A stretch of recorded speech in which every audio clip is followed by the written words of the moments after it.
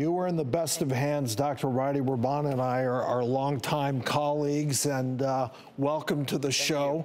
Thank you. Obviously, you've got a very happy patient here, but take us through a couple things, your facial analysis on Daisy and why you decided to do the things you did to address those. Daisy's situation was very compelling to me because Daisy had very large cheeks, which are beautiful, but she had a lot of fat in her cheeks, very weak jaw, and some fat that she had stuck in her chin. And her nose wouldn't have improved with diet and exercise. That's obvious.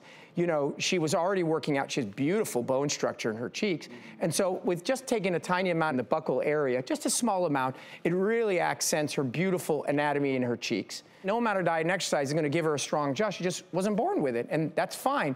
But we can enhance her chin, and we can put a little bit of enhancement in her jawline. And by taking a tiny amount of fat, which, as you know and I know, it doesn't matter, you could be this thin and still have it. All of a sudden, she went from being maybe a little out of balance to in much better balance. And I think she looks fantastic. Yep, we all do. And I'm actually really... I just had a question for myself and for our viewers. Obviously, there were multiple stages to this procedure, and some of these might have all even been separate surgeries in different people. When you combine different procedures like that, does it increase the risk to the patient, and does it prolong the recovery time? In essence, she had two major surgeries, right? She had her nose done, and she had her chin done. Those are two major bulk of the surgeries. The other things that we did were just adjunctive. Remove a little bit of fat from her cheeks, which is a 20-minute procedure. We take out a little bit of fat from her neck, which is another 20-minute procedure. And we actually added fat along her jawline, which is another 20-minute procedure. So in theory, yes, the more surgeries you add, obviously, the risk will go up. But in this instance, I think the risks, which are going to be very minor, were well worth it. And in terms of recovery, again, understandably, if you do 5 major surgeries, it's going to take longer, but I don't think, again, the recovery was that much more significant and well worth, I think, the benefits. I agree. The benefits doing it all at once, address all the issues that bother her, address the issues that you want to accomplish to create balance. Only one anesthesia, that's a big plus.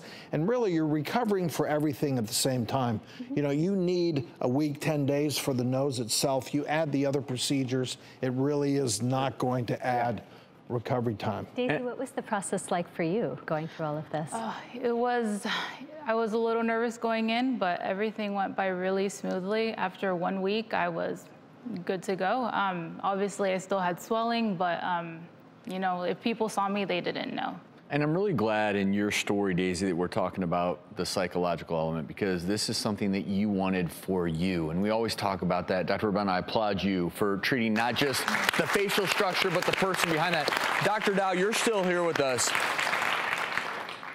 Daisy knew this was right for her. How do people determine psychologically when it's the right decision? Yeah, I think the first question you have to ask yourself, is this a subjective or an objective problem? If a problem is subjective, meaning you think in your head that your nose being fixed in your head, your nose is a huge problem, but objectively, your nose is fine, that is not an objective problem. That's subjective, right? So that's the first question. The second question, and this is one I have for you, Daisy, in our lives, we have all these cubby holes. So imagine we have a cubby hole, and your physical appearance is one cubby hole. Human beings, if your physical appearance is the only cubby hole that you are filling, that's a problem, right? Mm-hmm. If you fill all the cubby holes in your life, your family, your friends, your service, your spiritual life, and hey, if you want to fill that cubby hole of physical appearance, then that's okay. Human beings get into a lot of trouble if physical appearance is the only cubby hole that we get obsessed with.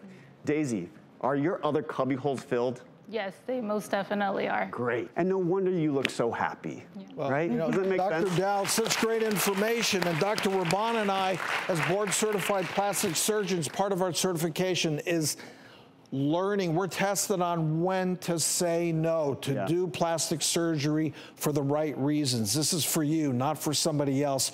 You're seeking realistic results, something that's in keeping with the rest of your body.